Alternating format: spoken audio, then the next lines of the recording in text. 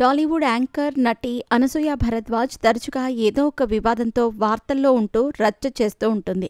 అయితే ఈ భామ ఇటీవల హైదరాబాద్లో లగ్జరీ ఇంటిని కొనుగోలు చేసింది. ప్రస్తుతం అనసూయ భరద్వాజ్ ఇల్లు వరుస శుభకార్యాలతో సందడిగా ఉంటుంది. దీంతో నటి అనసూయ తన ఇంటికి హనుమంతుడు వచ్చాడని పొంగిపోయింది.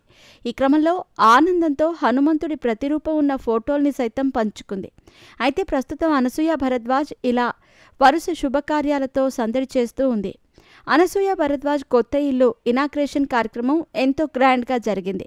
తన ఇంటికి శ్రీరామ సంజీవని అని పేరు కూడా పెట్టుకుంది. అయితే అనసూయ ఇంట్లో నిర్వహించిన హోమంలో ఆంజనేయ స్వామి ప్రతిరూపం కూడా దర్శనమిచ్చింది. ప్రస్తుతం అనసూయ పూర్తి ట్రెడిషనల్ లుక్లో 9 గజాల చీరల్లో ఫోటోషూట్ చేసింది. 9 గజాల పట్టు చీరలో రంగమ్మత్త దేవకన్యలా మెరిసిపోతూ కనిపిస్తోంది. ఈ క్రమంలో అనసూయ చేసిన కామెంట్స్ ప్రస్తుతం వార్తల్లో నిలిచాయి.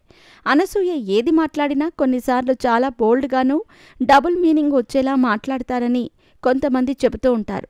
ఈ క్రమంలో ప్రస్తుతం అనసూయ 9 గజాల చీరపై మాట్లాడిన మాటలు రచ్చగా మారాయి. 9 గజాల చీరలంటే తనకు చాలా ఇష్టమని, ఇది రాయల్ లుక్ ఇస్తుందని కూడా నటి చెప్పుకొచ్చింది. కానీ ఈ చీర కట్టులో కొన్ని సవాళ్లు కూడా ఉన్నాయని, సరైన విధంగా బాత్రూంకి వెళ్లలేక ఇబ్బందిగా ఉంటుందని నటి మాట్లాడింది.